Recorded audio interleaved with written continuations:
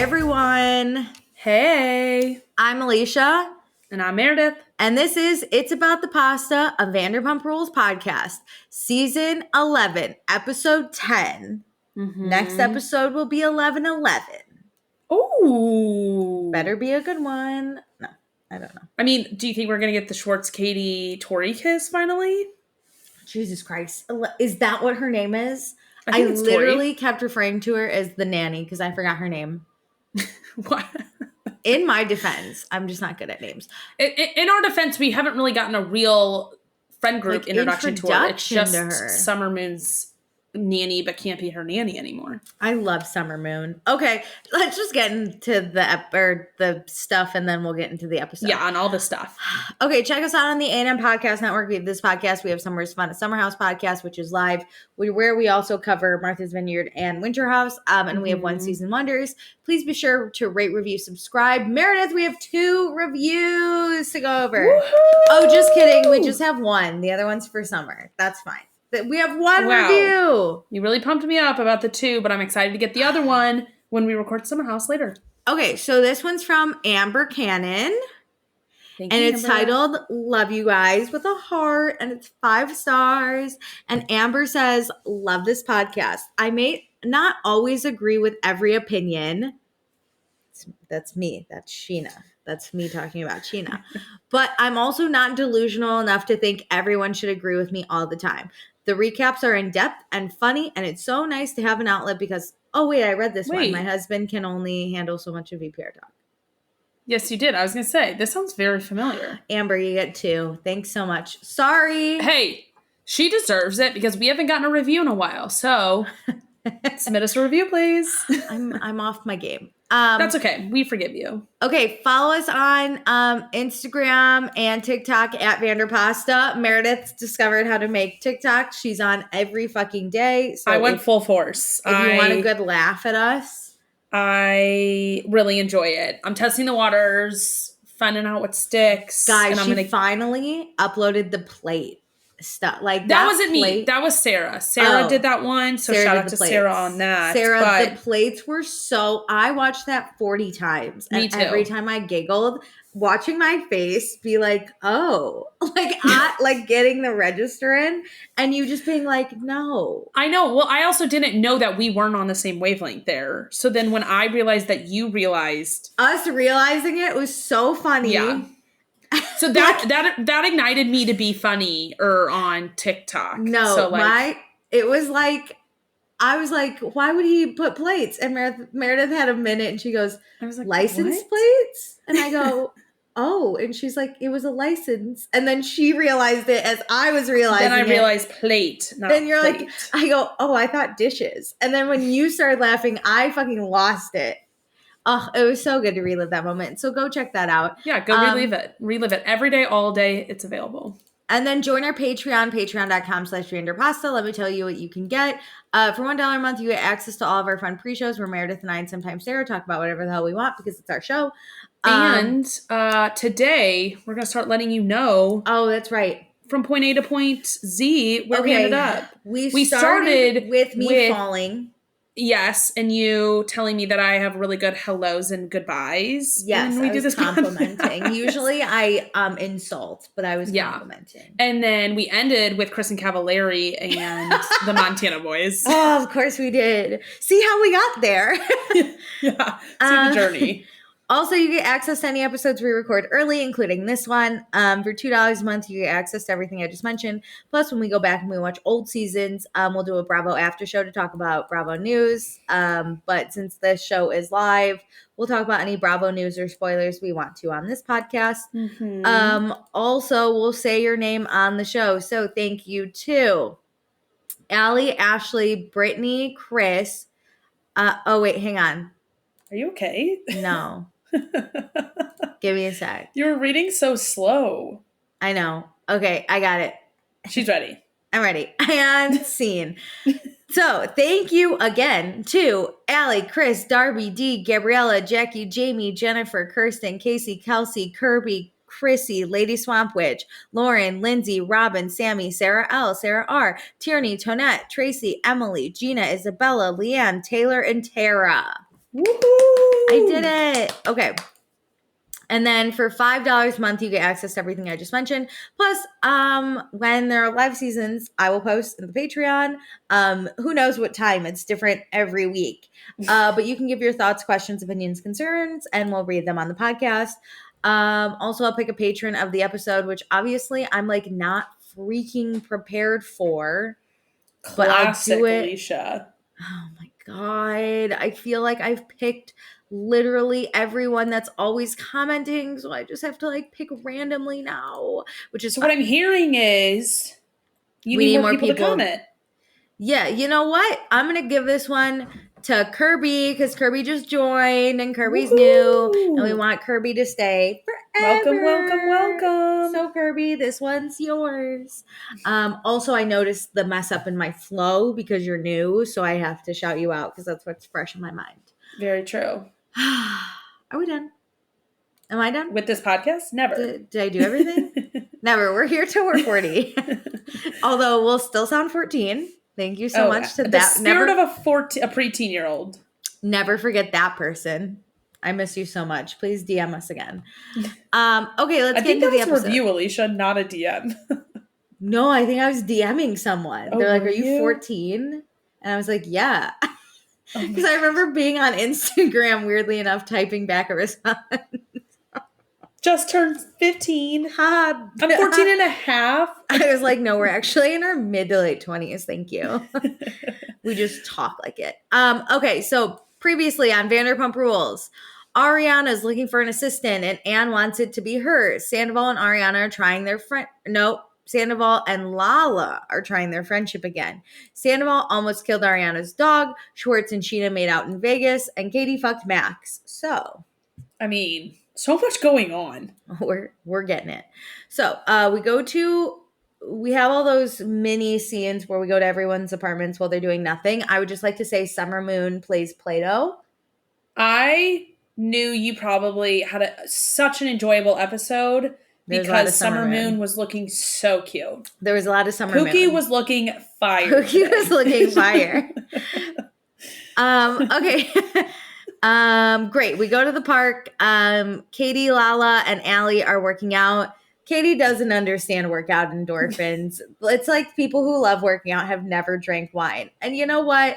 I will say I only work out so I can drink more wine on weekends. So I get it. I do too. I'm not like obsessed with it. Like that's all I want to do the rest of my life. I want to drink wine more than I want to work out. Oh my God, if you could tell me I'd be just as healthy if I worked out and drank wine, there's only one option I would do. Absolutely. Lala tells them that she's still doing her water tasting and everyone's invited, including Tom Sandoval. So then we cut to Tom and Ariana's house, and Sandoval's, of course, working out. And then our cute little baby angel Anne shows up in a little blazer, and she finds Ariana in the kitchen. And she really quick pops upstairs, says hey to Sandoval. Mm-hmm. And then she goes back down to kind of quote interview with Ariana for the assistant's position. Ariana says things might be a little rough with her roommate if she poaches his assistant, but he didn't respect her enough to not fuck her friend while she was at her grandma's funeral. This episode is just all about that. If you didn't have respect for me prior, why should I have respect for you? Both Ariana and Katie. I mean, it makes fucking sense. Again, this was an episode, I keep saying this, I feel like I watch and I'm crazy.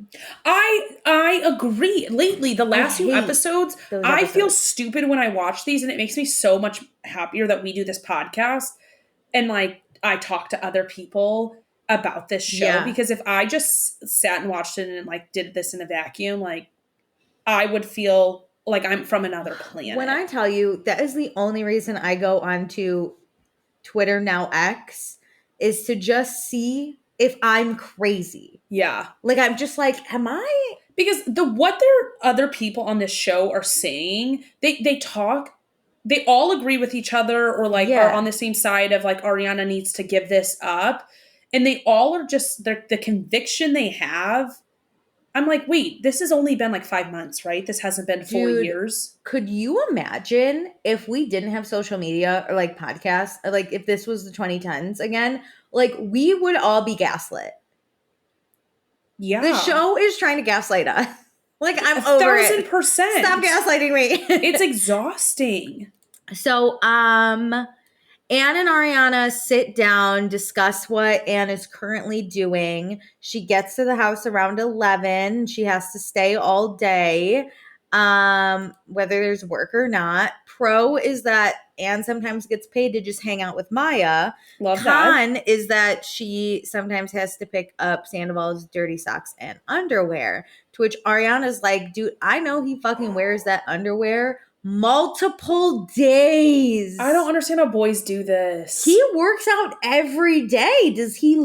Is that the same underwear? Well, I wonder if he doesn't wear underwear when he works out. Like, I just wear leggings. I mean, when I work I out. just don't have, listen, I'm not someone with a penis, so I don't know, but I feel like it would flap around, no? I understand. But you could have like the spandex in it. Yeah. Oh, yeah. So it could be different. So maybe he does, after he works out and showers, puts on yesterday's underwear that he never worked out in, which is still gross. Still gross. On the after show, Tom said this never happens, which I just don't really believe him. Well, Ariana's like, people wonder why I wouldn't fuck him. You got diseases in there. I am back in my pandemic era of talking to my TV. I love talking to the TV during the show because I feel so crazy. Yeah. I'm like, I respond to like my not crazy cast. Yeah. And I died laughing. I was like, girl, that interview. You better not. You're going to get a yeast infection. Stay away. So Anne says she does prefer administrative stuff. But she would love to work for a really cool girl boss like Ariana. Mm-hmm. And that's when the cameras cut to little Sandoval on the banister listening in. Remember when he got a sound machine because apparently Ariana production would listen in on his conversations? Yeah, she was coming for him probably. I mean, it's a classic Sandoval situation where if it's done to him, it's the worst thing in the world. But the minute he does it to someone else, they are out in the open. So you are kind of like open hunting. He's the hero. Yeah, it's because he's the hero. So Sandoval says in his interview, he's like, Ariana already got all of our friends. Now she's going to take my assistant. It's like, bro, have you not seen how shitty your friends are to her? Yeah.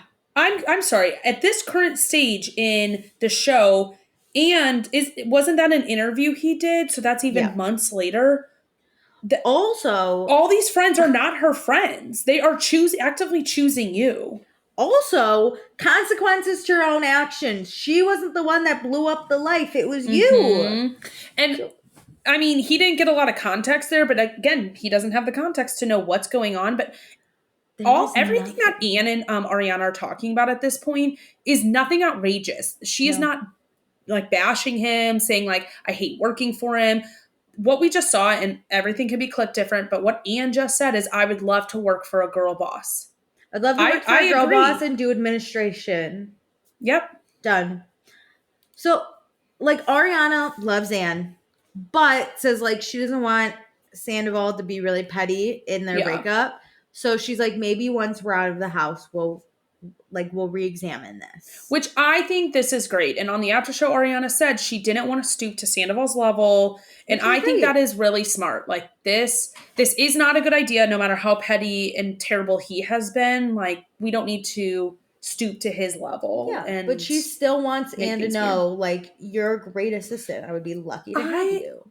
Because she has to walk this fine line, Ariana does, of wanting Anne, probably wanting to support Anne if she can. Like, Anne has been so good to her, not wanting to make it awkward, but like, you kind of have to reject Anne just to not make your living situation even worse. But like, it's not Anne's fault. Yeah. Yeah. I mean, I thought this was fine. Mm-hmm.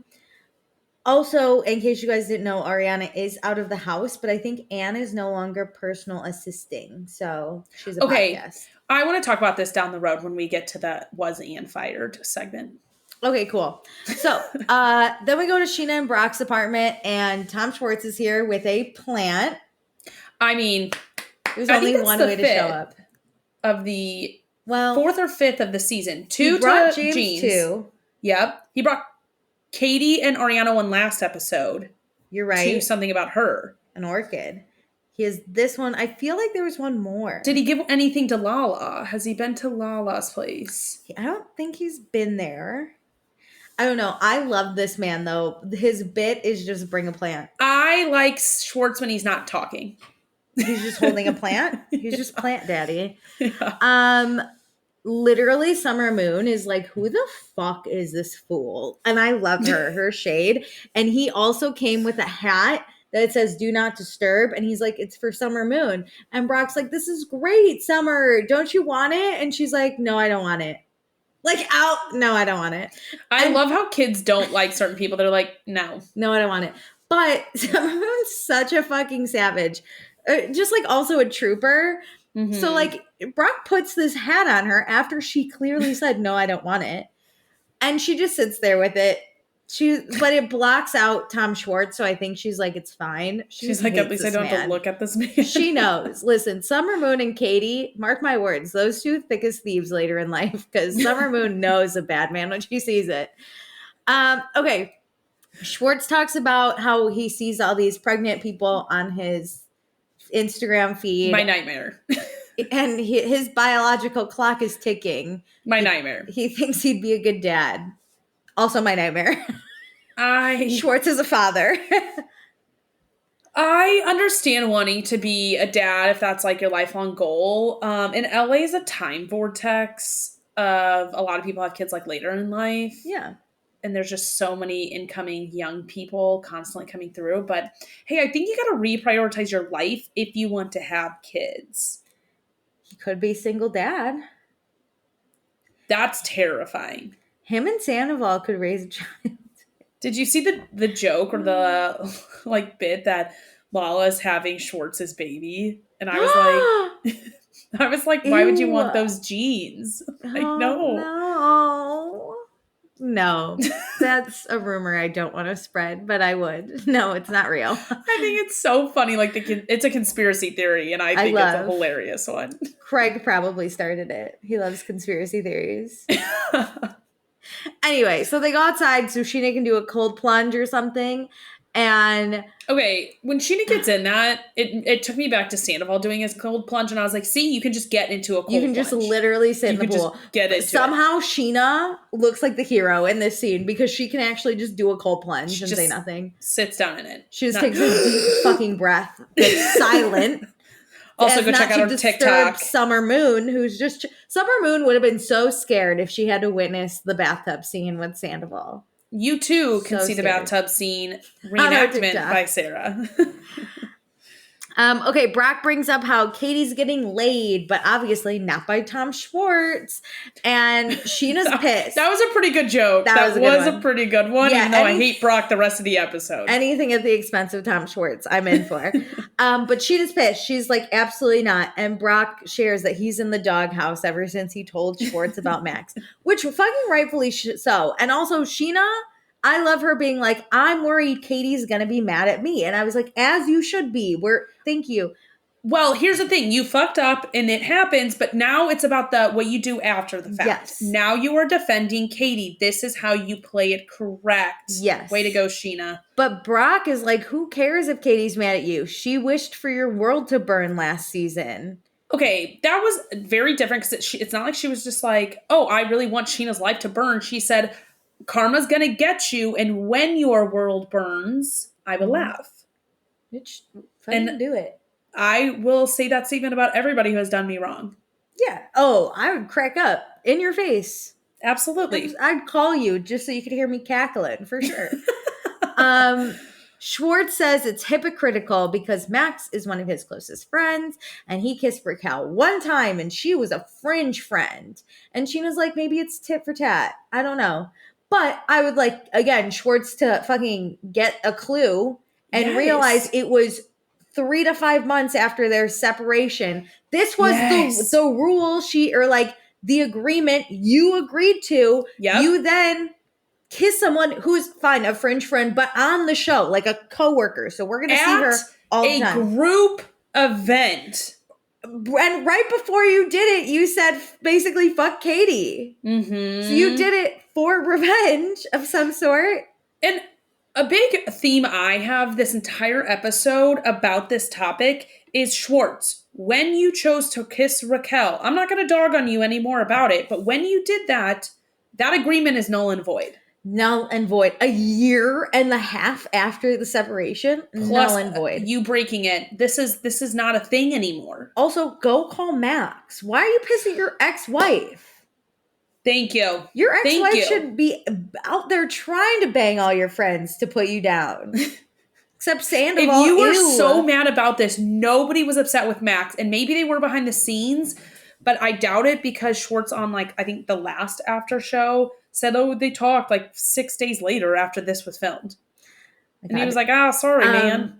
Dana on Katie and her podcast. I was wondering what she thought. She was literally, I don't know what she thinks about Katie and Max fucking, but she went on about how she hates Max. She's cool with all her exes, but she hopes she never has to cross paths with Max again. Oh man, does she? I just saw a clip and I was like, good for you. Hey, your ex. Wow. Go off. I mean, he was a dick to her, but you know.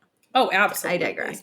Okay, then we go to Katie's apartment. Ariana's here. They're drinking like THC. Ariana tells Katie about the meeting with Anne and how she thinks her and Anne could work really well together in the future, but not right now. But then she found Anne in the kitchen crying later that day because Sandoval came down on her. How dare you make Anne sad? I mean, I'm not surprised. But Anne is my favorite person of this season. And her and Summer Moon, baby. They're really carrying the show. And on the Peacock version, I watched the extended uncensored, which was really fun. An uncensored extended cut, which was about 10 extra minutes of content. Anne had interviews, and it was so cute. What'd you say? I mean, there were ones whenever her and Ariana were talking. Nothing about her potentially getting fired. It was just solely around. Well, she signed an NDA. Yes, it was mostly around like how she like just the similar stuff she was saying to Ariana there. And then there was one other moment I think that she had a little clip. I love it. I hope honestly being fired from this job might be the blessing in disguise. Okay, is now a great time to talk about firing versus resignation? Sure. With like difference of story, because on Nick Viall's podcast that released in January, Schwartz had just said that Anne resigned. Oh. So I don't understand the difference in this storyline because this was, let's say, August, maybe September. That's not just resigned. And Anne clearly didn't really resign. There's an obvious scuffle happening between her and Sandoval. I don't know if Sandoval fired her here. If that makes sense. But he like reprimanded her. Yeah, I think it was more of like listen, I don't know how nasty he can get, but I have a feeling to make her cry. It's probably like, if you ever do that to me again, I'll like blackball you in Hollywood. Which... he's not the one, I feel like, to blackball people in Hollywood. People would be like, I also saw comments on TikTok where Lucinda, yes, we will see her later in this episode. Designer. She says that the interior designer segment that we see later in the Anne interview were on this same day. Yes. And that Sandoval overheard or listened in on both of them. Yes. And so, like, she thinks that had something to do with it, too. Like, that they were, like, the three of them were making fun. He thought, they were all talking shit about him, which like... Lucinda fucking hates him, so good. I agree. But after the whole world talks shit about you, like, what is three more people? Get thicker skin, my bitch, you know? He's such a drama king. So, anyway, Katie talks about her privacy being disrespected by Scheana tracking Max. Mostly because Scheana doesn't have Katie's location, but Scheana still knows what Katie's fucking doing. That still bothers me. You know? So I'm stressed out for like all my friends on my location now. Don't misuse. You have it. I can't wait to text you. No. Oh God. I will immediately remove it. So Katie's basically just like, in my head, I was in a fuck Scheana and Schwartz moment because she had just found out that they hooked up literally that day when Lala came over. So you know what? She she did. She was like, I'm going to fuck Max. And she did it. And good for her. And Katie says Schwartz can be upset if he wants, but at the end of the day, they don't have an agreement. Nope. It's null and void. I also think Max would be a good bang. Oh, he's banged everyone. He knows what he's doing. I know. Like Kristen on the after show said she went back for like seconds, thirds, fourths. Like, so did Sheena. Sheena banged him a few times. Like,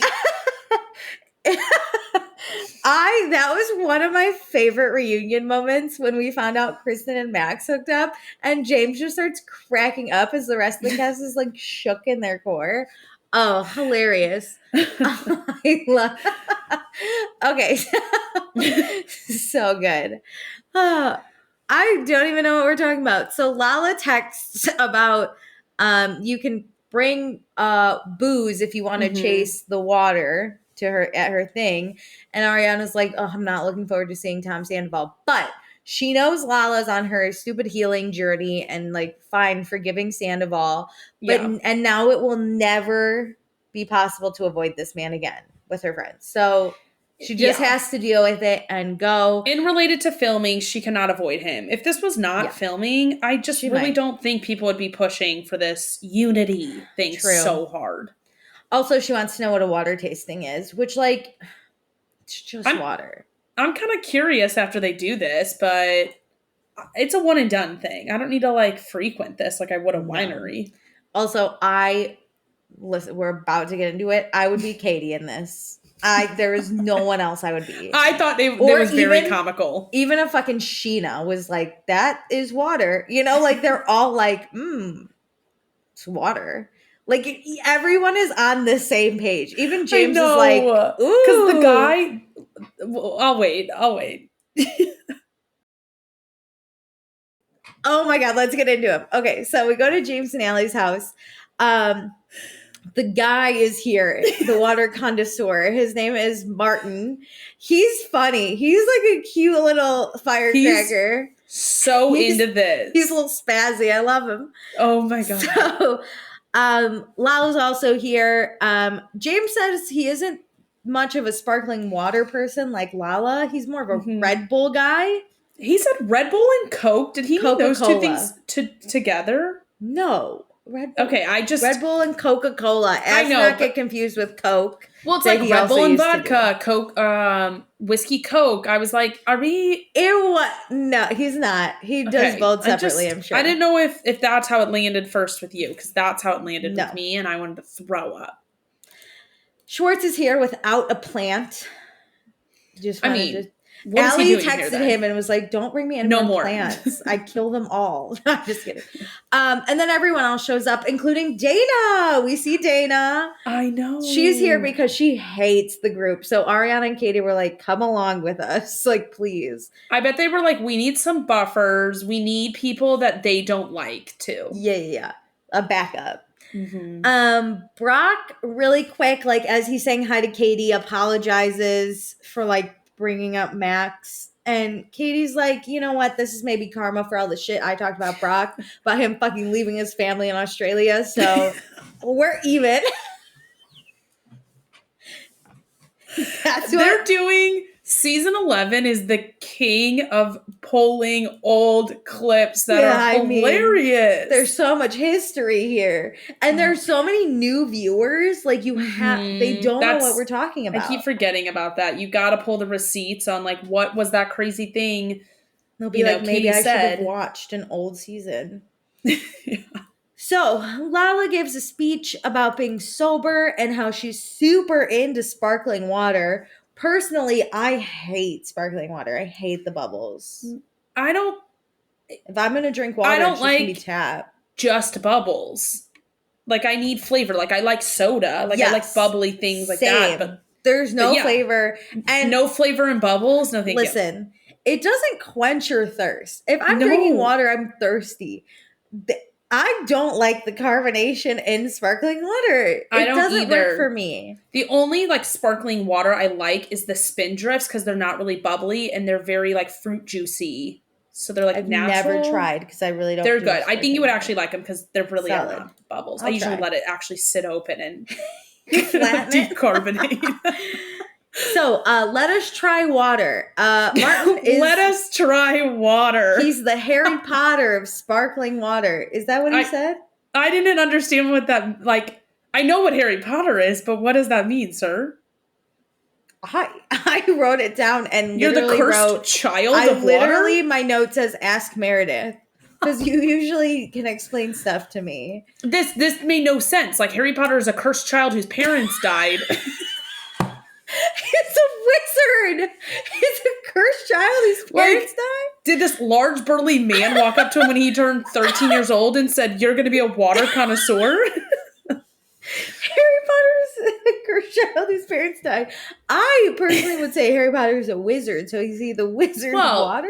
Obviously, but like, what's a wizard of water? Martin's parents dead. They're like, we're out of here. The only thing that he found happiness in was water. As a child. At 13 years old, he said, "This is my calling." Yeah, he knew. On his birthday, too. He was like, "Happy birthday, Martin," and drank some water and was like, "This slaps."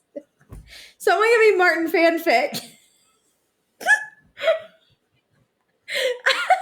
So unhinged. It's all so unhinged. Okay. So back to Harry Potter of water. Well, then we find out that the Playboys once described a certain type of water, or like the Playboy models described a certain type of water as tasting like cum. Wait, this is why this episode, uncensored, 10 out of 10. Like, the things they were talking about all episode, I'm like, all right, I see why they did this. I was like, that's bad water if it tastes like cum. Well, the one he poured, I think that was the one where he said, "This is a natural carbonated water." And James is like, "Okay, cool."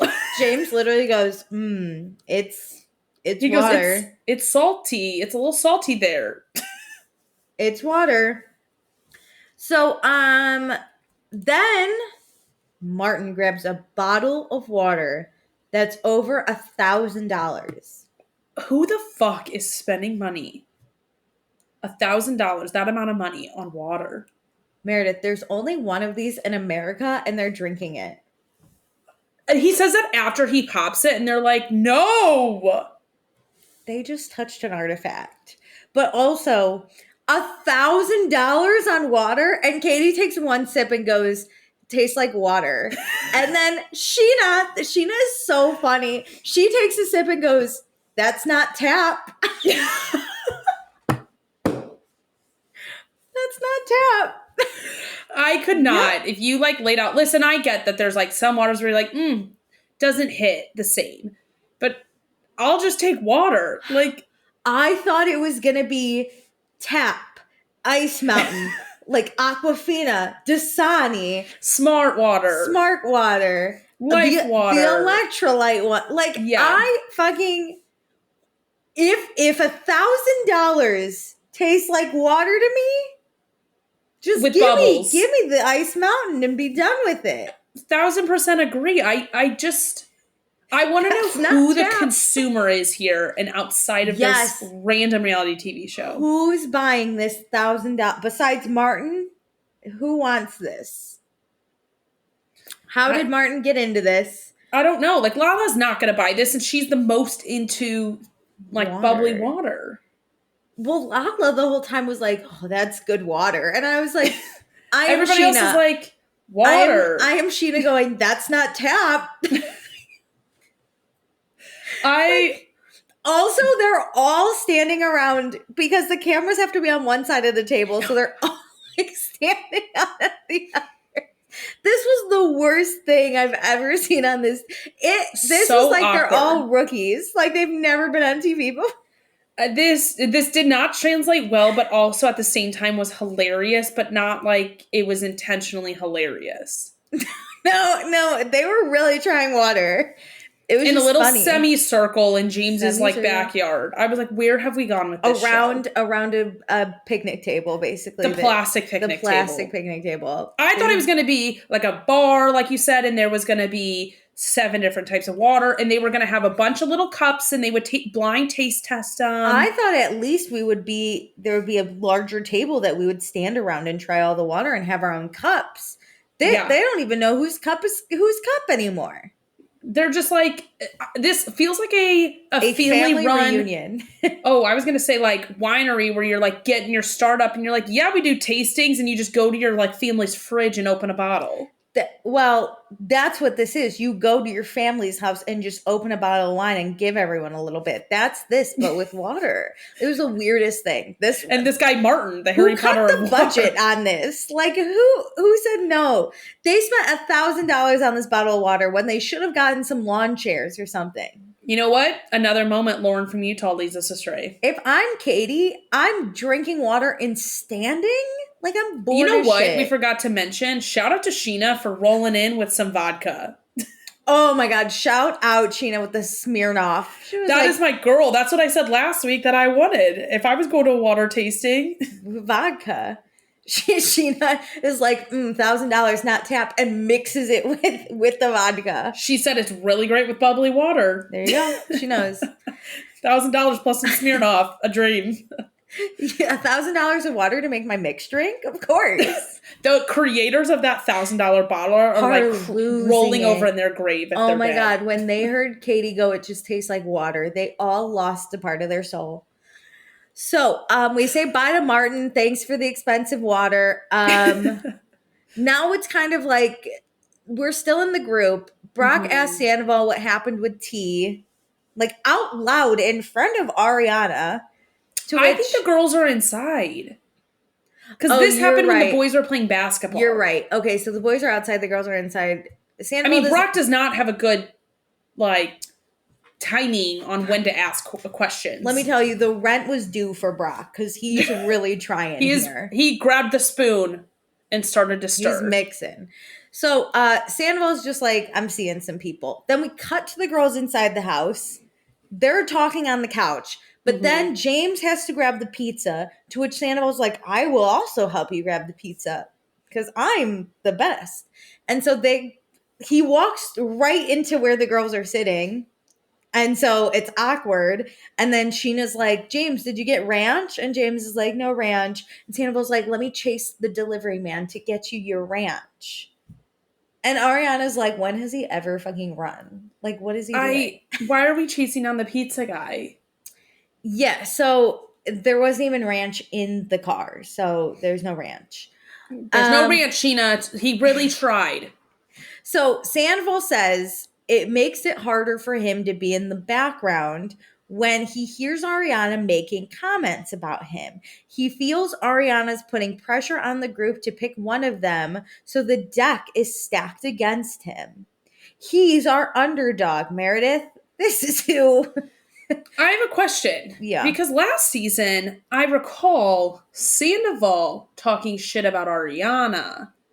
And how she was a terrible girlfriend. You mean when she was awful and terrible and he wasn't sure if he wanted to fertilize her eggs? Yeah, and like she never stocks the batteries and garbage bags and toilet paper and stuff like that. Vaguely, I also weirdly remember him saying something about her keeping her shirt on when she has sex with him. Yeah, it's really hard to be in this group. Yeah, when people shit talk you. I do agree, Sandoval. I do agree. Yeah. So that's our underdog, I guess. So then the boys all go back outside and Sandoval shares that, oh, isn't it terrible that like T informed me that Ariana talked to her that night? Like, it's so rude. She's talking shit. And I was like, then don't bring your date to a place that you know she'll be at. I was like, why would you ever bring, even if you did not have this bad of a breakup, no normal person would bring a first date where their ex is going to be. Their ex of 10 years. Like, no, but Alicia, even like somebody of 1 year who didn't even have that chaos of a breakup. You know what? You're right. Would never. No. So why would you, when you know you've been together forever and you blew up this and you're filming a reality TV show where shit has to go down, why would you, if you actually cared about that person, bring them? This is where I started to go, am I crazy? Yeah. Am I crazy? So also, what do you expect from her? Like the expectation the rest of this cast has for Ariana is 5 months post. I don't get it. I do not get it, and I will never get it. And so it just makes me hate these people. The worst is that they saw it firsthand at this reunion. Mm-hmm. Like, he was not cool as a cucumber, crocodile tears guy. Like, he lost it a few times. I saw a TikTok this week that was like, we still have not spoken about how the last time these people were on camera was the reunion, and Tom was still trying to convince people it happened one night. Like, yes. Like, just everyone seems to have forgotten. The misogyny runs so deep in this group.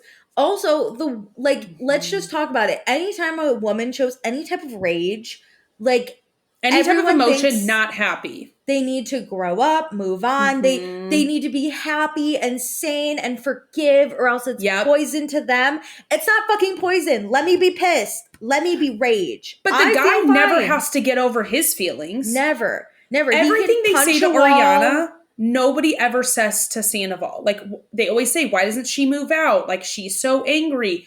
Where's that energy back at Sandoval? He can punch a wall, he can cry, he can yell at people, he can get involved, he can act victim, and no one says anything to her. But when she literally is not even acting victim, she just shows up at, like, trying to be upset strong, about something, trying to figure out her next move, just upset. It's like, oh, she's wrong. Yep. The misogyny, especially in this episode, so my mind is blown. Am I crazy? From the guys, obviously, but the girls, too. Oh, my God. From Lauren from Utah, I swear to motherfucking God, I am about to fight. So I can't handle this the rest of the season. Like, it's going to actually be tough to watch 4 more episodes. And I swear to God, Andy better show up at this goddamn fucking reunion. Every episode I watch now, knowing that they've filmed the reunion, I'm like, if they did not speak about this, I am ready. I'm fighting. Get in these streets. Like, I'm ready to riot. Andy should have a whole part that's just fans submitting questions. He does, but then he picks horrible questions. A whole episode. I want a full 40 minutes. I want the People's Choice Awards of what questions we should ask at the reunion. No, you know what? We should rank everyone on their season. We should rank everyone we love. Katie, Ariana, Allie, James, boop, boop, boop, Lauren from Utah at the fucking bottom. The rest of the bullshit. I'm nervous because Andy's not, like, doesn't have anything to do with the production of the show. He just hosts this reunion. And I understand that. But Andy, in my opinion, has not had great reunions, like asking the hard-hitting questions in recent years. I think the last one kind of wrote itself for Vanderpump anyway. He didn't need to do anything for that. Yeah, I will also agree. Like, I think the Housewives could go harder. I think, like, I miss Shady Andy. I miss him showing up and being like, he did it a little bit on Summer House, but he never wants to go toe to toe with, like, the really strong players, like a Lala who will get really fucking angry. I think he avoids that. But, like, you fucking gotta call the misogyny out. Like, this is ridiculous. That's the thing, is this is to a point, this show especially. The other stuff, I'm just like, oh, I want to know these answers. But I get that he has to walk the fine line of needing to always host these. Like, he wants to keep his job hosting these. So you don't want to piss these people off too much. But I'm there. I'm level 10. Fuck all these people. I really think that this is the last season of Vanderpump. Like, let's burn the world to the ground. Let's go. Let's do it. So, anyway, so Sandoval's pissed that Ariana talked to T, and Brock's like, I get it, but also Brock really, he did, you know how some people can straddle the line? Yeah. He just jumps from side to side. He was doing so good at the start of this season. Yeah, I was really liking him. But then now he's like, listen, Sandoval, like, we're trying to figure out what to do in this group dynamic. You need to have a conversation with Ariana. And Sandoval's like, maybe everyone should just chill out. And Brock's like, okay, I'm trying to fucking help you. Like, don't come at us. This is the only time I was happy with him this episode, because Sandoval's coming to them saying, you guys need to put Ariana in check and she needs to chill the fuck out. She's terrible. And Brock's like, hey, this actually has nothing to do with us. Why don't you just deal with her? So then Sandoval's like, why do people keep putting this on me? And I was like, people are telling her to move out. You can have a goddamn conversation. You're trying to put this on everyone else. What do you mean, why are we putting it on you? You were directly involved in this situation. It is you and Ariana who cannot get along. Which, like, no blame in that sentence. It just, that's the fact. And Ariana do not get along. So you have to deal with it. Agreed. Yeah. So the girls are talking inside. Ariana tells them about Anne crying. We don't know what's happening. Lala's like, so what's the game plan? Because she's like the middleman for you two. And Anna's like, I don't know, maybe like my lawyer. And Lala's like, you have to figure this out. Your lawyer's not going to do that. And I was like, who cares? If she's not worried, you don't have to be worried. How about that? I mean, I don't think it's a smart business decision to like be paying your lawyer $500 an hour to sort out your family drama, but to each your own. If that's what's got to happen, whatever.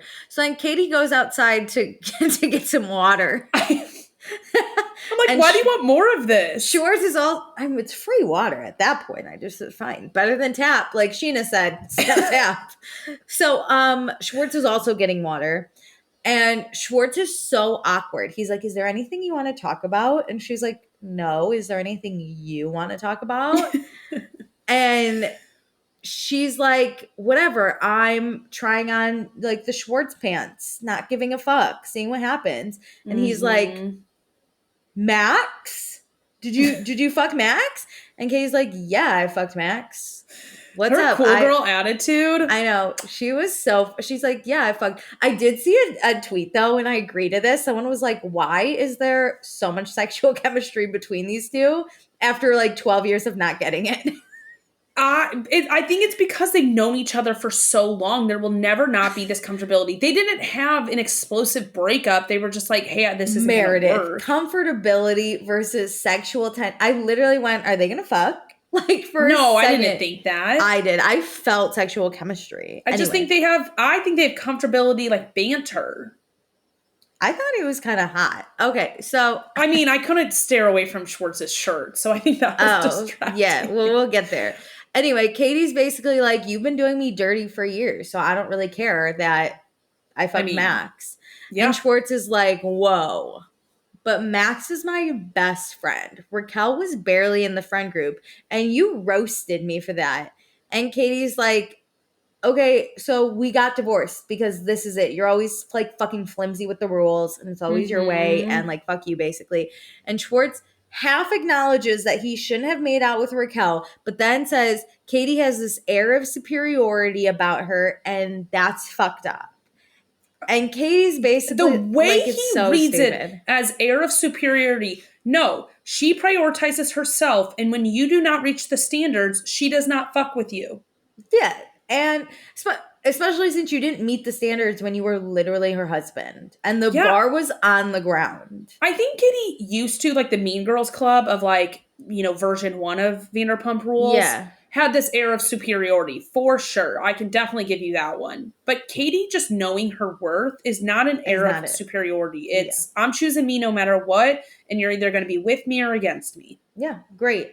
So Katie also is like, look, if Max is the one fuck up I have, like, consider yourself lucky. Because she's been dealing with it. And then she tries to open up, like truly talk about how Schwartz has hurt her throughout the years. And instead he interrupts her and tries to shake her hand. And he's like, we shouldn't dive into the past. And I was like, oh my God. Oh my God. We're seeing it live. Him not caring how she feels or what is on her mind. Like Max is in the past. So fucking drop that shit too, bro. Fuck you. Fuck I can't believe I was ever blinded into thinking she was the problem. I know. He hates women. Like the unconditioning we have gone through as a society of like hating women. Oh my God, is like fascinating. I know. Women are amazing. Men are absolute trash. This show was a case study. On like where a woman can go. Should study this show. Yeah, because like Katie's journey is one America. Of the best.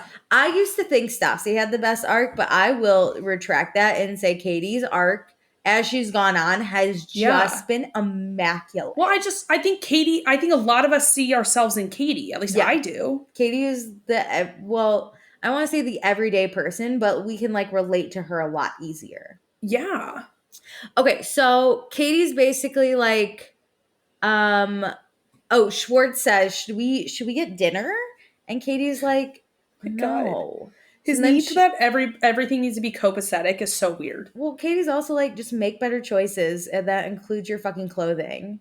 And he dares say, Katie, what are you wearing? And I was like, listen, again, as someone who used to fucking hate Katie's outfit choices, this is not one of them I hate. She looks incredible in her she's come a long way. White t-shirt dress and jean vest. She's owning herself fully. I want that t-shirt.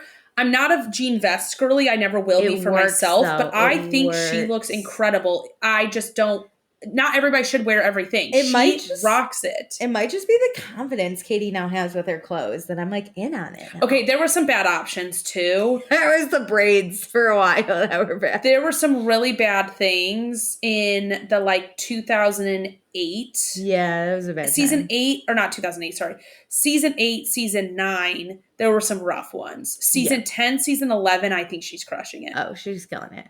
So everyone's inside the house talking about Anne, and then Sandoval walks in. He must have been in the bathroom or something. And just as Ariana's telling Brock about what happened with Anne. Because Brock asks, he's like, what happened with Anne? So Ariana's telling him, and then Anne was crying. She was sad because the attempted dog murderer was eavesdropping. And I went, like out and loud. Right as she says that, the camera pans him and he's just like side glancing, like, what? And I love that Brock's like, who's that? And Sandoval's like, she's talking about me. Me. And so now we bring up what happened with Maya, which I will say the creepiest part of this is that he went in her room. Don't go in my room. I have some thoughts on this because people, the after show really made me want to fight Lauren from Utah. Oh my God. I'm glad I didn't watch it.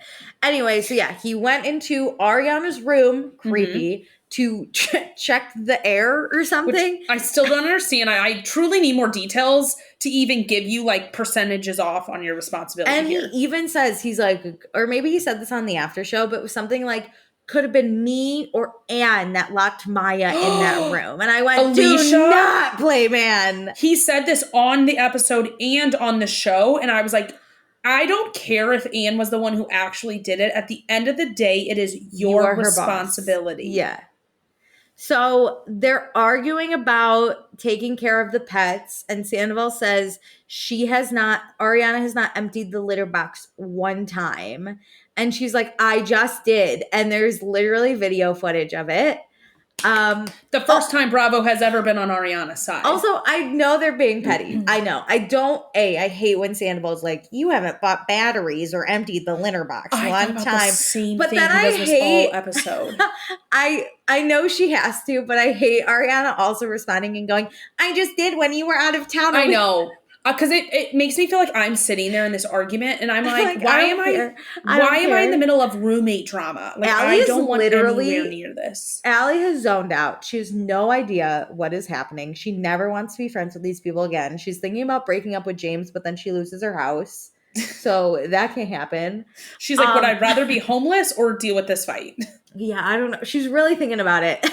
So basically, Ariana says what I'm thinking. Do not go in her room. Yes. Do not go in. And Sandoval's like, it was an accident. There's no dead dog in this situation. And I'm like, there could have been, though. Your actions could have caused that. He's also then downplaying what did happen is she had to spend $6,000 to get these skewers removed from her dog's stomach. I like how they explained it a lot better this episode because last episode I really thought it was the chicken that it was made a plate situation. Yeah.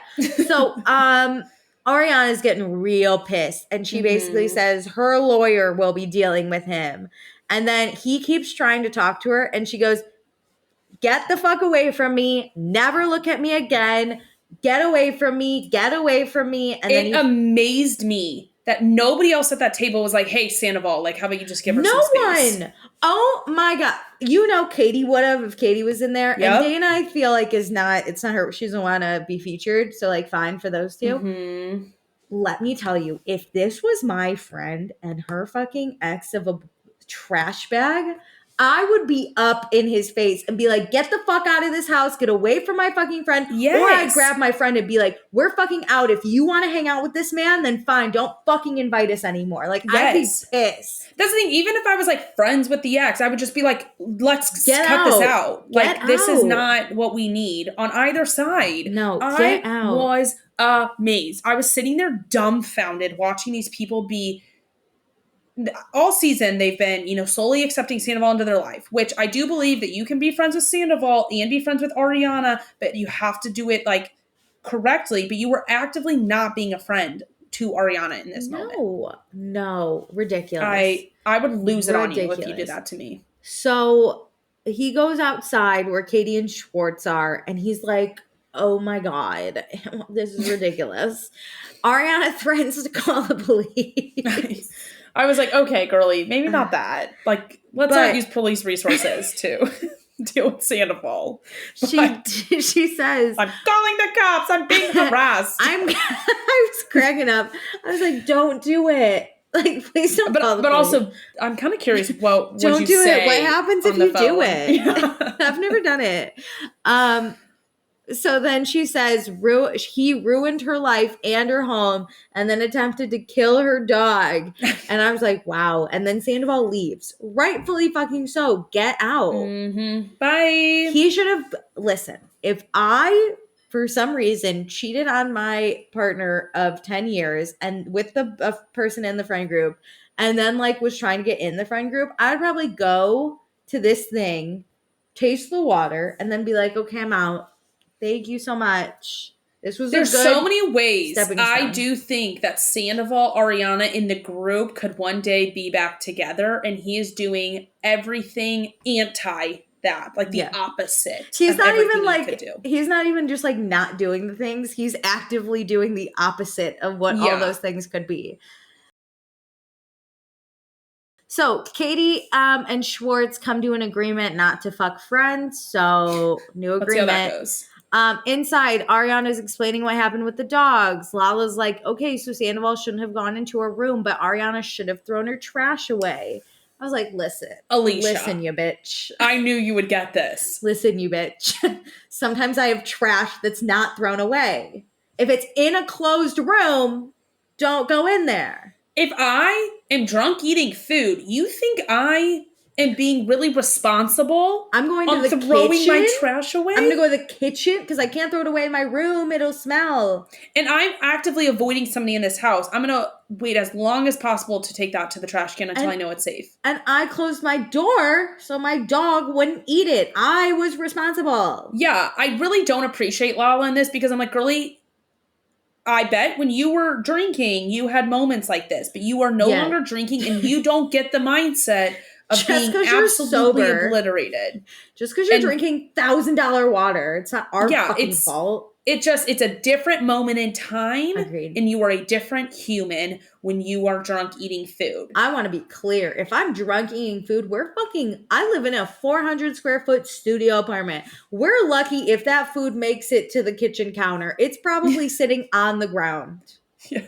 I can't walk 3 feet to put it away. And then on the after show, Lala was big on, well, like, it's pretty much her fault because she left the food in there. And I was like, you have to be fucking kidding me. She didn't leave the dog and the food together. That would be her fault. Listen, I don't even like dogs. Like, me neither. If someone was like, you hurt my dog, I'd be like, it's not my responsibility to take care of your dog. But agreed. But if I let your dog into a place and they got injured, that would be my fault. Yes. If you left the door open and the dog ran away, that is your fault. Because I set it up so my dog wouldn't get into trouble. And what's insane to me is Sandoval is always like, it was an accident. But on the previous episode and on the after show, Sandoval goes through all the things Maya has gotten into Like last episode, he said like 500 laxatives. And then on the after show, he said like paintballs. Like he was like listing out all of this stuff she has gotten into. So to be honest, let's even take the food out of the situation. You leaving Maya in a room Ariana was not, and like unattended when Ariana was not prepared to have a dog in there, because that's not how she left the situation. You know Maya's getting into something. Maya would have gotten into something. Jesus and so Christ. like you are being irresponsible, not overly being protective about where Maya is going, because you know, Sandoval, you literally listed out all the things she has gotten into. You know how she is. Straight up fight Lauren from Utah over there. And then he like tried to fake cry that he wants the dog, and he has a special bond, and he used to play hide and seek with her. To have Ariana bring a skewer to Lala's dog, see what fucking happens and who Lala blames. Like, my God. Yeah. When Sandoval was on the after show in his almost fake to tears moment, I was like, I think he's trying to play the James moment of losing Graham Cracker. And like the sympathy of like, oh, like he never got to be with Graham ever again. Like, oh, he's losing his dog. And it's like, no, sorry. No. It hits different. No. It hits different. It hits different. And we already did this. Why, but it hits different. On every storyline, I can only take one of it anyways. Yeah. Yeah. James got to it first. Sorry. You know? Already taken. Okay. So Schwartz calls Sandoval. He's like, hey man, that was crazy. And Sandoval's like, I can't believe she called me a dog murderer. But you see the scary rage I had to deal with all the time? And I'm Schwartz, like, wait, you almost tried to kill her dog all the time, so she yelled at you? That's wild. Schwartz is literally like, I plead the fifth. I'm out. No support from me. But also, so she has a little fucking rage. You're not exactly the perfect specimen over there. True. Of emotion. True. We can roll the tapes. A lot. He yells at people a lot. You're a nightmare to deal with. How dare. Pot kettle, if we're talking about yelling at people. Yep. And then also, again, what's the context around this? I bet she'll yell at people when they deserve it. She'll yell. Mm-hmm. So then Ariana's going off about Sandoval in like the kitchen dining room area. Katie walks in with wine. Katie's ready. She's pumped. And Lala says that Ariana and Sandoval need to have a productive conversation. Ariana says she's not capable of that. And I loved her being like, it's not even him. No. It's me. Like, I fully can't do that. Mm-hmm. And Lala's like, it's for your animals. And Ariana's like, they're my animals. The fuck? So you clearly don't care about my dog in every other conversation, Lala. So why do you care about my dogs now? Like, you can't use them as collateral on why I need to get over this. Go back to Utah. Ugh. So then Sheena in her interview is like, I know that this isn't good for Ariana's mental health. And I was like, no, probably fucking not. But that's why you should fucking take some of the hits with Sandoval and get him the fuck away from her. The way they pick and choose when to care about her mental health and like... Yeah, that's like, no. Is this good for anyone's mental health? Absolutely not. This is a fucking nightmare. But why don't you support her then? Yeah. Why don't you help her instead of just saying you should be over this by now? Yeah, just get over it. Like, you're drinking poison. Agreed. Like, there's stuff you could do to help. It's so judgmental. Like the way it's coming off. These are not true friends. I'm so upset for Ariana and Katie this season. Oh my God, I hope they get out. I hope they get out. Keep Dana, get rid of everyone else. This is turned into like a horror movie. Yeah. It's like, this is what girls like fear will happen to them. Like, this is my worst nightmare. I would be so upset if my friends turned on me like this. But also, you know who your real friends are when you're going through shit.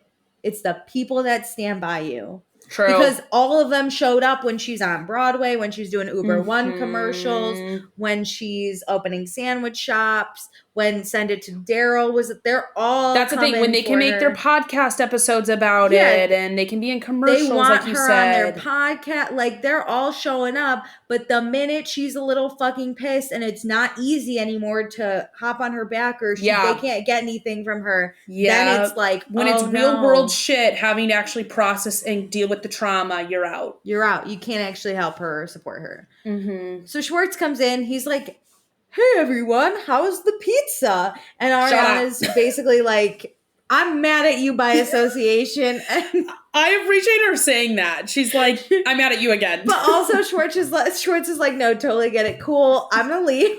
I was like, what a loser. I'm like, good job. You crushed it. Sandoval didn't. That's how you exit. You just say, you know what? I'm out. The minute someone looks at you ready to fight, you go, and I'm out. But what he didn't do right is he was like, me and Sandoval are going to go somewhere by ourselves. We're out. Shut up. Nobody cares. But then he also goes, bye, everyone. Katie, call me. And she's like, no. Literally, who is he? What is going nightmare. on? The minute somebody else wants her, he kind of wants Katie back. The minute Katie hates him, she's like, are we in love? Hey. He also felt that sexual tension and was like, call me. That's true. Katie mad at Schwartz. It's hot. I don't know what it is. I think it's just you like Katie. Everything Katie does is hot. It's not like Schwartz and Katie have sexual tension. It's like Katie's incredible. I like watching Katie kind of put a stupid man in his place, though. I'm into it. I love it. I'm in You're it. right. That's I'd watch any woman put on some its man. Own, I'd watch any woman put a man in their place, and I'm gonna be fucking attracted to you in a second. Yeah, hell yeah. 1000% agree. So then we get like the little snippets. Basically, Ariana and Katie want to ditch beach day, but also we can't let Sandoval win, so we gotta fucking go. Okay. In real life scenarios, I am out on just going places because like everybody is doing it. If I don't feel like doing shit, I am not going. Yeah, I know they're filming, but we got it. These two, they got better shit to do than go to Sheena's beach day. I know. I like feel sad that they're tied to these contracts and like a per episode financial thing. Sad fucking beach day anyway. So this was not worth the trouble. No. Every other beach day has been better than this one. So, True. Also, Lauren from Utah does that shake hand job thing, blow job. Nightmares. After watching the Nickelodeon documentary thing, I can't unsee my God, stuff. I know. I can't unsee it. Terrible. Okay, so we go to Brock and Sheena's apartment. Brock's like, hey, Summer Moon, guess where Mommy and Daddy are going? And Sheena goes, work. And Brock goes, to have fun. You want us to have fun, right, Summer? Summer doesn't give a fuck. Okay? She doesn't give a fuck. I know, but I feel that from Sheena. She's like, why are you about to start something? What was he going to start? Can you imagine if she's like, I want to go? Because he was about to stay to the beach. And she probably would have been like, I want to come. Oh. She was like, why don't we just say we're leaving? We do not need to give details to the 3-year-old. I get it. Okay. Well, Summer Moon doesn't give a flying fuck. No, she's actually like, thank God they're leaving. Okay, so Sheena's really bummed that Gabby isn't more available to watch Summer Moon. So Brock's like, we could start looking for a nanny. Like another nanny bites the dust. Over this nanny conversation. Like Brock basically, he wants to figure out his next move and he can't because they need a nanny. And there's no nanny that will stick around.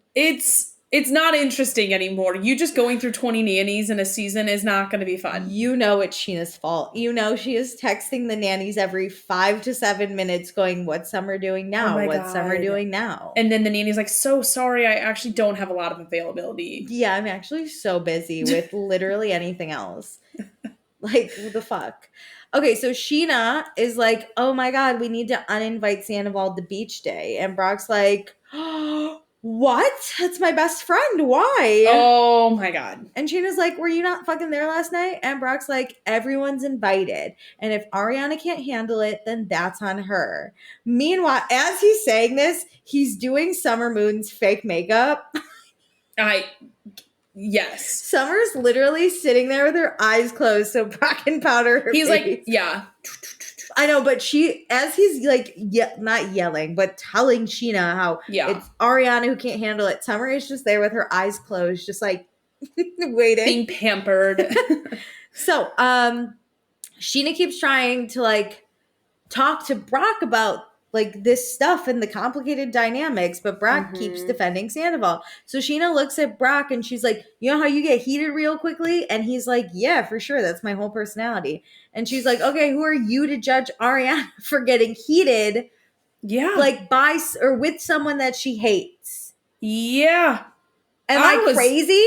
I am so proud of Sheena on this episode. I mean, she wasn't the best of friends, but compared to everyone else, I mean, she's what made me feel like I'm slightly not crazy. I mean, Katie and Ariana, that's who I am. I need one person on the side being like, no, this is all insane. What is happening? Sheena's being gaslit by Brock. Over a Worm with a mustache, man. Like, actually, though, she's like, we have to uninvite Sandoval. Last night was crazy. And Brock's like, no, it's Ariana's fault. And this is like your husband. And he's like fucking gaslighting you. Brock, I hate him. Get that man off my screen. I'm back. Remember when I was cheering for him? I regret everything. I'm pretty sure I picked him. Pretty sure I picked him as an accepted, and I regret. Re-edit the podcast, Sarah. Like, get everything good we said about Brock fucking out of all of them. No, I'm just kidding. But still. It's so bad. Even on the after show, Sheena terrible. Was like a little bit more normal. But Brock is the same old. I feel like he finally got his like bromance with the dudes, and he is unwilling to like let that go, quote unquote. And in my mind, I just think, Brock, you are not actually a person on this show. Like, you are a plus one. We do not care if you enjoy hanging out with Sandoval. He wants to be a cast member. He's treating it like this episode with all the questions he's firing off. So Brock's, what's his name? Whatever that man's name is. Brock says she should just accept Sandoval's apology for her own self. Stop being concerned with what she should do for her own self. She's just because you want her to do these things doesn't mean you should hold her to that standard. And Sheena says Ariana's not there yet. It's been 5 months, people. 5 months. Sheena is scared to talk to Ariana about moving past this hatred with Sandoval, though, which I think is fair. Sheena, be scared and don't do it. Sheena, you are allowed to move past your hatred of him, but don't ask her to. Sheena, you're saying all the right things. Don't do anything. Just don't be scared. Tell her. Talk to Lala. So talk to Lala and James about moving past your hatred of Sandoval. Scared. Do not bring it up. So then forget Sandoval's name when you talk to Ariana. Literally nothing. So we go to Ariana and Tom's house. Lucinda, the interior decorator, is here. Lucinda brought receipts of what they bought and who bought what, and Ariana bought most of the furniture, it seems. So she's basically like, look, he can have the house, but he's not getting the furniture, and if he is, he's gonna pay me for it. So they go through all the inventory. And even Lucinda fucking hates Tom. She's like, he is not going to let this go easy because he's a goddamn nightmare. And Ariana's like, no, I know. I get it. She sees the light of day.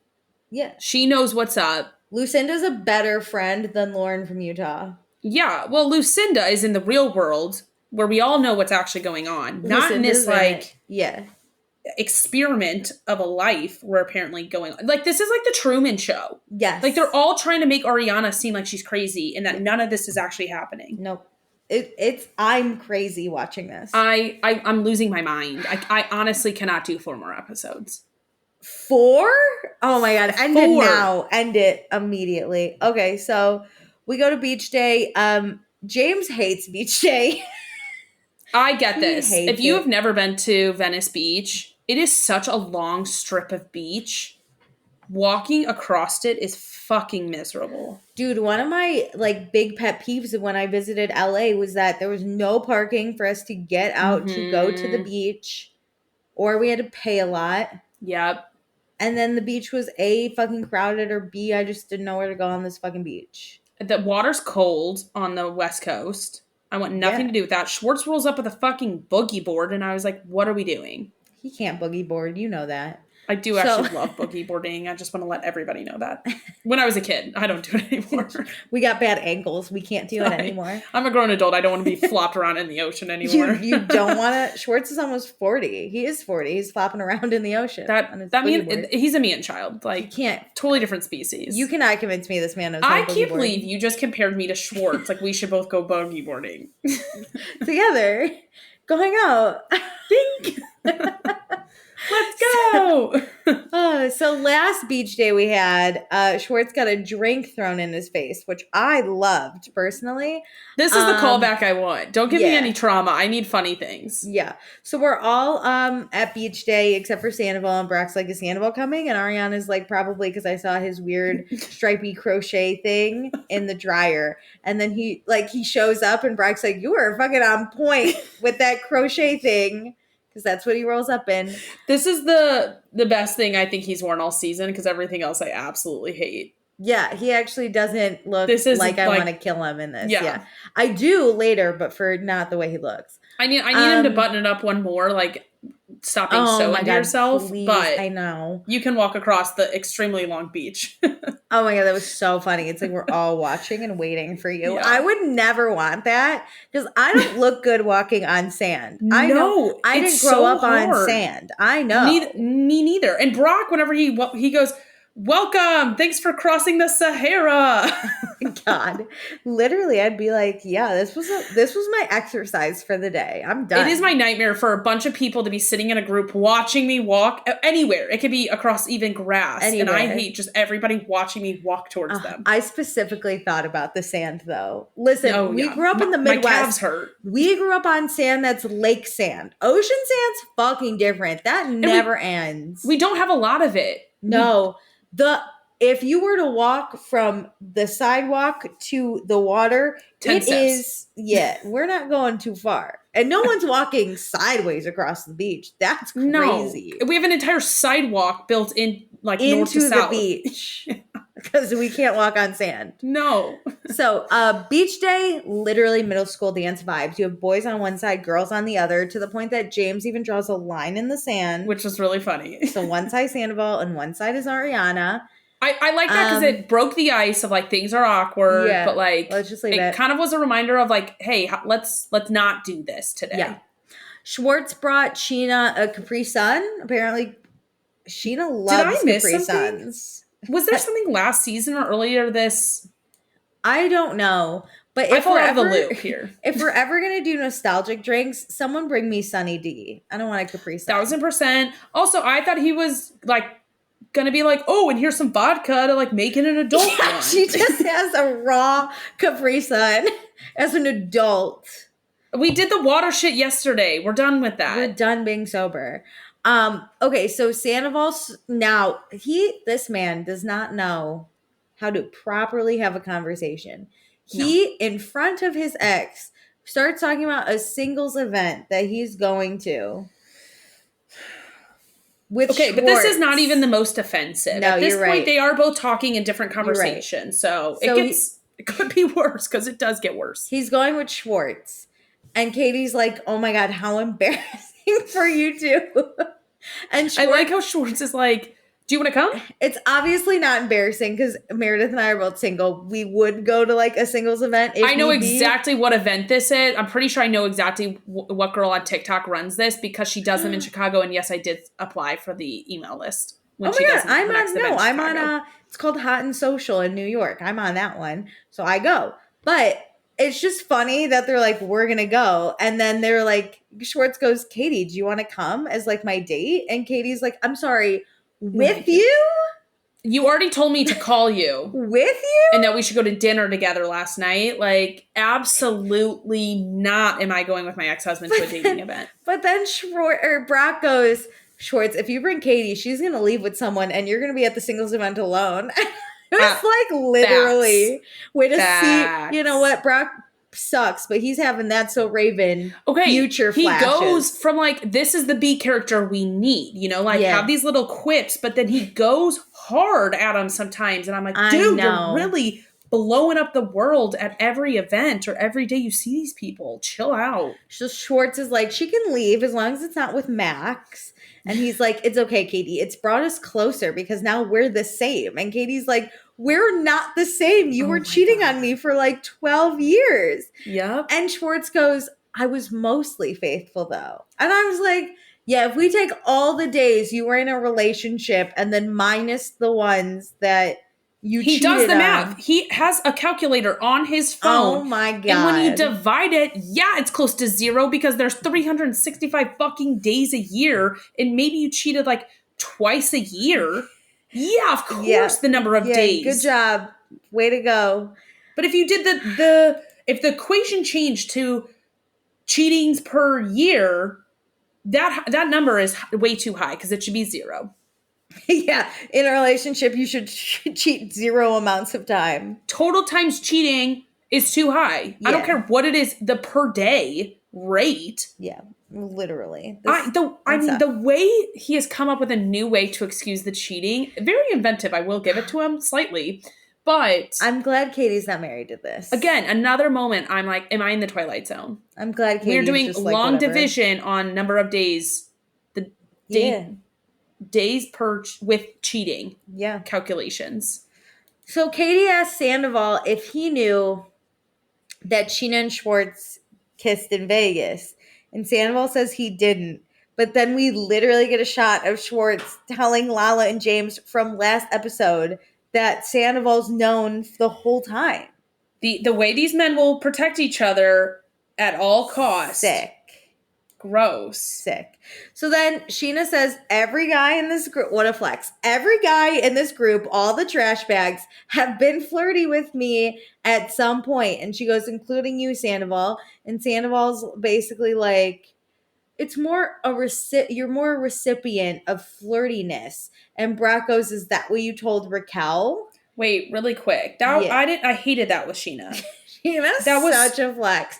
So pick me energy. Yeah, it was like I just want to clarify that everybody has flirted with me over the years. It was big pick me energy, it reminded me of when she said that Sandoval missed her friendship more than his 9-year relationship with Ariana. Like you don't have to go to such extremes to point out that you are the best. You are the one that everybody wanted. Scheana's number one girl in the group.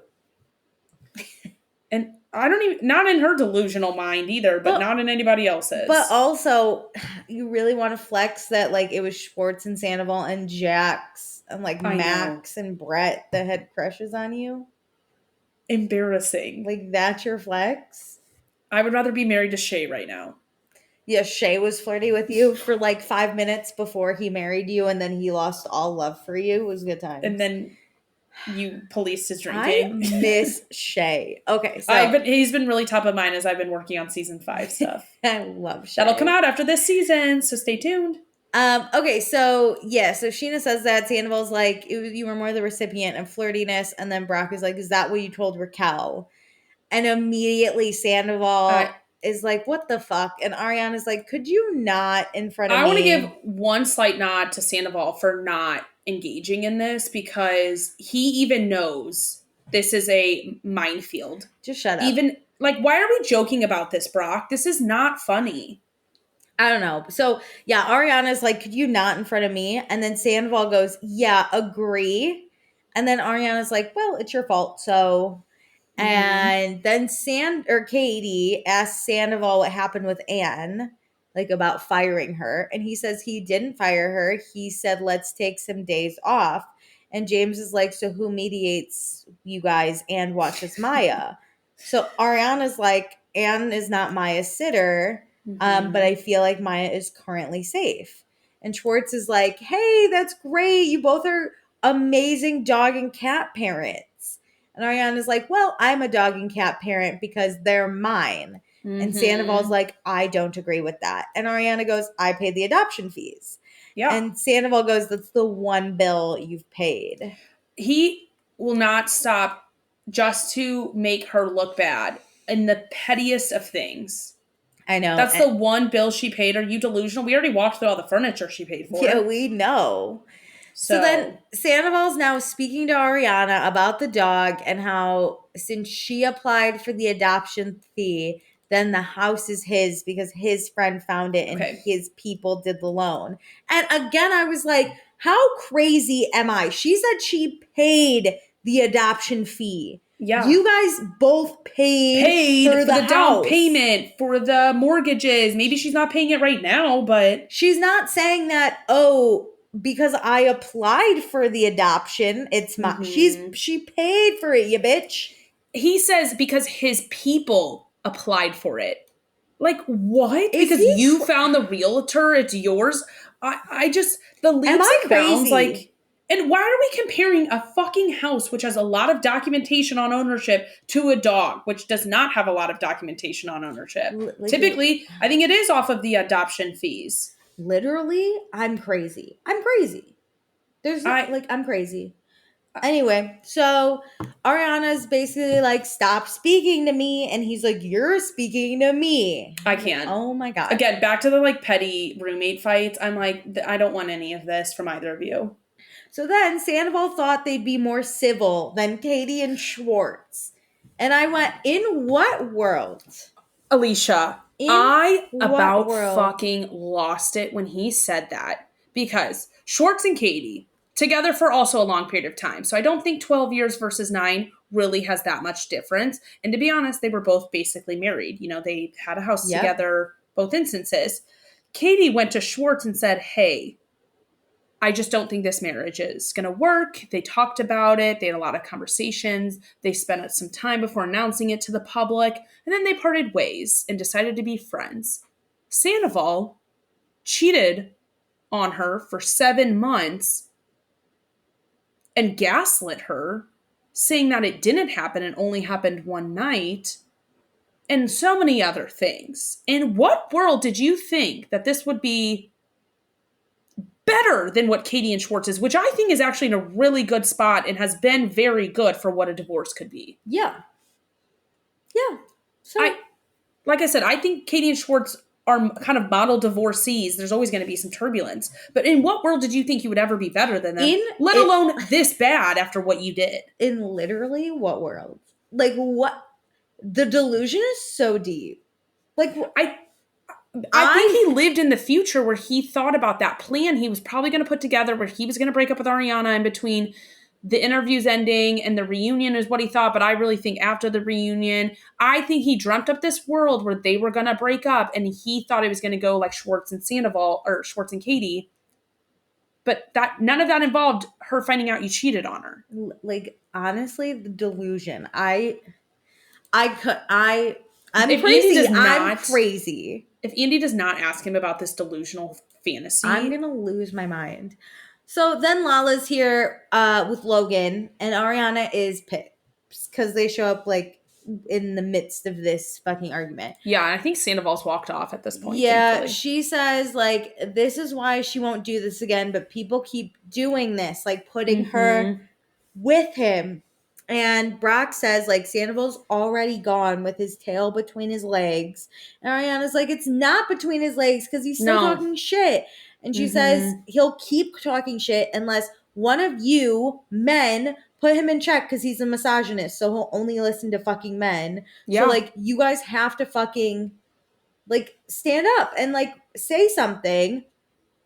And James is basically like, maybe Ariana needed to release this anger. More at peace if you release. And I was like, fine. But what does that have to do with Sandoval being a dick? Why couldn't you have said something? Just been like, dude, shut the fuck up. Just shut up. So Brock is like, oh, Sandoval's already left. Like, it's fine. And Lala says, oh, Sandoval's going to be in defense mode when he comes around. And Ariana says, stop playing devil's advocate. The devil already has enough fucking advocates, which I love. I love that line. Yes, I'm glad she said that to Lala's face because the first time it was in her interview. Yeah. So this was actually the first time this was great. Ariana said it. And Lala says, at what point do you choose inner peace? And Ariana says, he will never be sorry, but you keep shoving him down my throat. Why do you need me to have inner peace when you will not let my life be peaceful? I don't know, because I literally don't care if Ariana has inner peace. Well, they're like so upset with how Ariana chooses to process this 5 months after it happened. If this was 10 years from now. This time period is shorter than like the actual affair. Like, to put it in perspective, Lala ended things with Randall in the fall of, I don't even remember, like 2021. And she was screaming at Schwartz that he was not allowed to play pickleball with that man the next summer, which was like 8 months later. Yeah. So I'm sorry, let's follow Lala's timeline. If like Lala's the end all be all with everything and her trauma matters too and all this stuff. And she went through this similar situation. If we're going to compare it to Lala, then let's give her the same time frame as Lala. Listen, for Lauren from Utah and whoever else might be listening that has to do with this, I'm sorry that your situation didn't work out the way you wanted. I'm sorry that it just, the cards crumbled that way. But Jesus Christ, you don't have to be mad and jealous and green-eyed monster when it actually works out for fucking somebody. Like, that's what I think it is. I think Lala's just jealous.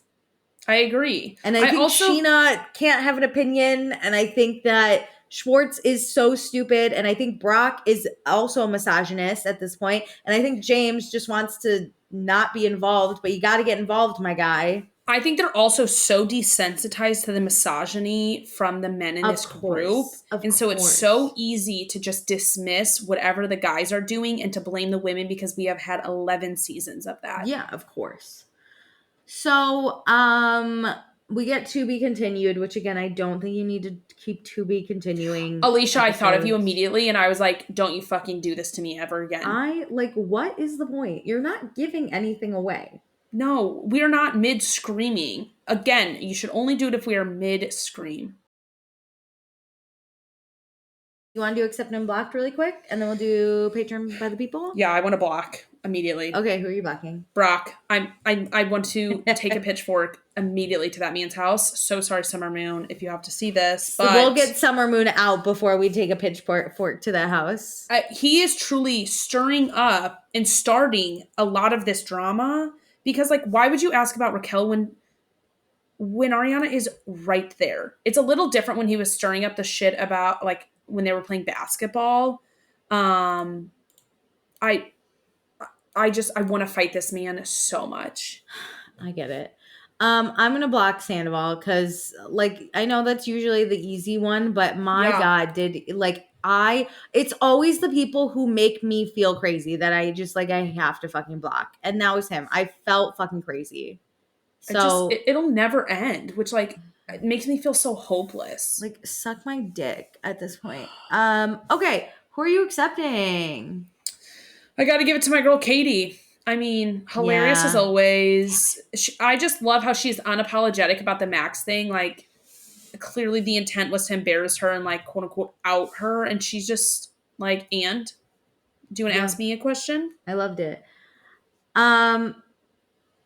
God, I know I'm doing cop out, but I'm accepting Ariana. Show your rage. Stand up for yourself. Do what you have to do. Mm-hmm. She came face to face with this man. Her, let's say it, fucking cheating ex-boyfriend, abusive misogynist of like a trash bag human. She held it down. And listen, I don't understand this group of people because she made it 11 episodes before she yelled at him. Episode 1, I would have strangled him on camera and gone to jail. Like, without question, this man would be dead. It's probably been like 2 months. Like, how did she make it this long? She has more strength than I could ever. My God, Anne would come over and I'd be like, are you going to find your fucking loser of a boss? Like, out loud. Like, I would just have to. And she was so considerate about not poaching his assistant. I know. Okay, let's get into the thoughts. Podcast by the People, Patreon by the people. It doesn't matter. Okay. Sarah L says she's not leaving thoughts on the episode because she's been busy with work and she hasn't caught up since episode 4, but she wanted to say hi. And she's on autumn school holidays and she'll be working and catching up on the show. And she said, plus watching The Valley and Vanderpump Villa. Listen, I've heard The Valley slaps. Like, I've heard it's so good. I have two, which is also why I think, like, Vanderpump Rules is going to end. Because, like, Ariana is going to film Love Island. Like, Lala, Sheena, and I think James have made appearances on The Valley. A lot of people think, or not James, sorry. Schwartz, Lala, Sheena made appearances already on The Valley, and so a lot of people think like they're just going to be absorbed. But that would make sense. I'll do it if it gets picked up for a second season, and if Vanderpump Rules gets nixed. Same. We're in on it. So Chrissy says halfway through, and I finally have something to say. 1, the crazy ass $1,000 per bottle of water. That could be dinosaur piss, or I don't know, prehistoric jizz. Get the fuck out of here. Who is this guy? I forgot about that. I'm about to do a deep dive on Martin. You know how in One Season Wonders I always do a deep dive on someone? Yeah. I'm about to do that. I'm so curious about Martin. Okay, come for the next week's pre-show. I will do my best. 2, Schwartz and Katie's little chat. I love that Katie admitted it was a little bit of in your face. And I also love that Tom understood what it was. This was the part of their relationship I loved about them. Too bad Schwartz was such a dickhead. Agreed. Could have had this. 3, Sandoval and Ariana. The fight we needed to see. Good for Ariana for standing up for herself. Fuck Tom and his woe is me. She was angry and mean to me our entire relationship. Fuck you. And you know what? If she was... You deserved it for being a douchebag. True. Agreed. 4, loser lunch. All I have to say is Schwartz saying he wants Katie's vagina to be happy and me screaming. I know. I'm queen of bad takes, but I love this man. No. Stop this. I mean, it wasn't his worst episode. It wasn't, but still. Number 5, fucking Brock. That's all. I'm so done with his Kyle-ness big fat mouth. Yeah, it's giving Kyle Cook. Yeah. It's giving, but not A-list character. It's like if Kyle wasn't an A-lister. That's the thing. It's like Kyle can get away with it. He knows the assignment. He created the assignment. It's the off-brand. It doesn't hit. Yeah, it's the off-brand. Brock's the off-brand. Okay. Lauren says, what an episode. One realization that I had is that people would understand Ariana's emotional state better if they thought Sandoval in terms of a divorce. Women who divorce their husbands after finding out that they cheated are rightfully celebrated and also expected to have a complex emotional journey to go through. A breakup is something that a woman is expected to get over. Ariana and Tom are effectively divorcing. Mm-hmm. They have finances, property, and friends to untangle. She's allowed to be angry. Tom also doesn't appear to be sorry to Ariana for what he's done, and that's going to make it harder for Ariana to release the anger. Side note, I don't like to watch clips for upcoming episodes, but I saw a part of a clip for next week that appears to give better insight into Ariana's emotional state. Good. She should have fucking emotions. Let's finally give it some light. You're very right, though, about the divorce versus breakup. They really are treating it like that. Like, they think, okay, she had a month or 2, and, like, let's move on from it. Whereas Lala got a divorce. Wait. No, she was never married, but she didn't get the attention she wanted. I truly think Lala is so envious of what Ariana got out of all of this. Well, sorry about it. Okay, Lauren says, however righteous Ariana's anger is, I don't think it's surprising that the friends can't stay as angry. It isn't their life or their relationship. Isn't fair for Lala to ask Ariana to react better to her divorce than Lala did, but I also see where she's coming from. It also takes a lot of energy to stay that mad at somebody, and I think they're all burnt out. I get that. They can let go of their anger. Yes. Just stop telling Ariana to do that. What to do. And stop, like, not understanding when she's pissed. Like, stop being like, oh. Dismissing it. It's not like they just don't understand it. They dismiss it. Yeah. Okay. Lauren says, I can't quite ignore the fact that these people are all doing reality TV as their job and want to keep the cash flowing. So there's that too. Agree. Like, it's icky. Brock understood the rent is due. Like I said, he's like, I got to do this. But Lauren does say, Brock can fuck off. I do not like him trying to push storylines with the group gatherings because he sucks at it. Yeah, he is not good. He's the off-brand. He's off-brand Kyle Cook. I was more angry at him for bringing up the Rachel Raquel at the beach than I was Sandoval. Yeah, that was bullshit. Brock is 100% my blocked. I'm accepting Ariana. Okay, we each had one. Nice. Boom. Tracy, I get so angry and upset watching these episodes. I know, it's not even fun. It's not This is why fun. I like Podcasts by the People, because it validates, I think, in real time when we're recording that we're not crazy. Thank God we started this and it's happening this season, because I try to stay off social media before we record, and to not get other people's thoughts in my heads. But I feel fucking crazy. I feel crazy. I'm being gaslit. Okay, quote. This is the best thing that happened in her life. Sheena can fuck off. I'm sure Ariana would rather not have her long-term boyfriend cheat on her. She might be getting amazing opportunities, but she had a very horrible thing happen to her that caused those horrible things to happen. What's crazier to me is that a lot of these people have or do go to therapy. And a big thing you learn is you can have multiple emotions at once. She can be so excited and so grateful for what is happening and all the opportunities and still be going through this horrendous thing. Yeah. They're not the same. They're not even in the same wheelhouse of life. This is work and this is like her relationship. Yes. Okay, Tracy says, I do not believe for a second that Tom is telling the truth about the house/money. He's not buying pens and paper towels. His assistant is. This man talking like he's doing back-breaking work every fucking day, and I know that's a joke. I mean, the litter box alone, the footage popped right on up. He takes credit for when it's the hard work, and then the minute Maya's hurt, that was Anne. Tracy, can you, though, believe that Ariana has never bought paper towels? Like, that's crazy.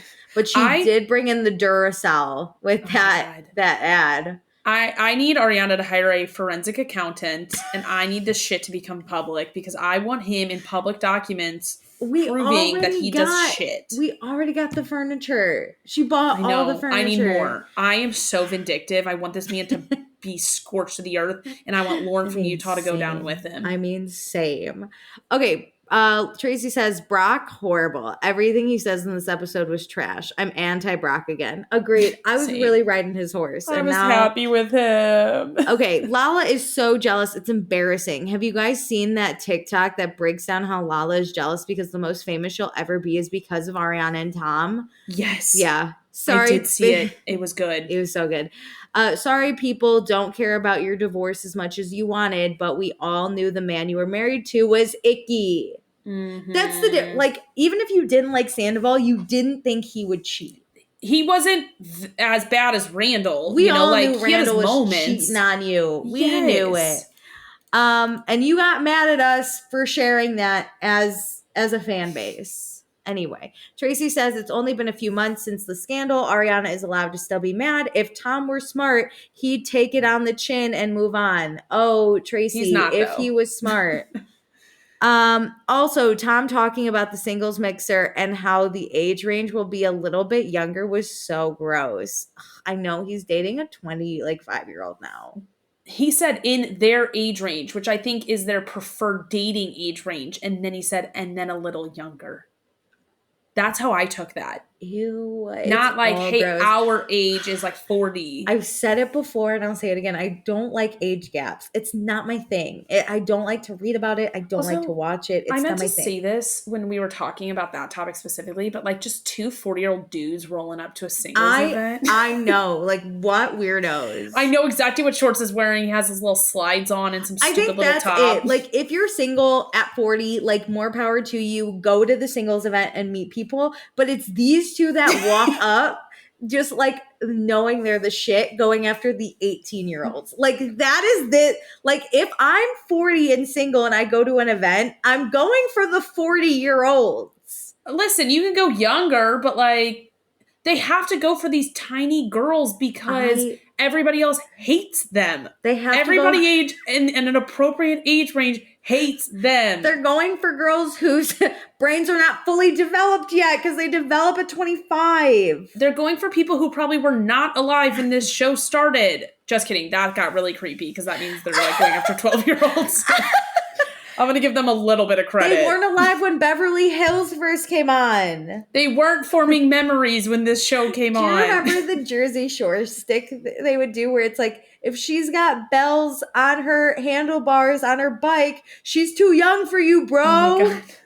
Yes. That's what I'm thinking of. Yes. If she wasn't alive when Beverly Hills first aired, she's too young for you, bro. If she wasn't alive for 9/11, she's too young for you, bro. She's too young for you, bro. Oh my God, that is the lowest I will go. That is a clear divide. That is the lowest I will ever go. Were you alive when 9/11 happened? Not even do you have a memory of it, by the way. No, if you were alive for it, we can move on. But that is 2001. Oh my God. Okay, Tracy finishes and said Sandoval calling Katie a hypocrite makes me want to punch him in his face. I know, for years. Anyway, I do not like how they're trying to sell us on a redemption story. I feel like the original plan was to have Sandoval come to Watch What Happens Live at the end of the season and as a look how far he's come. Probably not going to happen now. Probably not because he hasn't been on at all. What a flop. If they don't have him on Watch What Happens Live, how embarrassing. I've never been more embarrassed for a network in my entire life. I know. Like, way to put your money on the wrong racehorse. And Fox News exists. Like, let's all... Yeah, literally, there's way worse TV out there. Just kidding.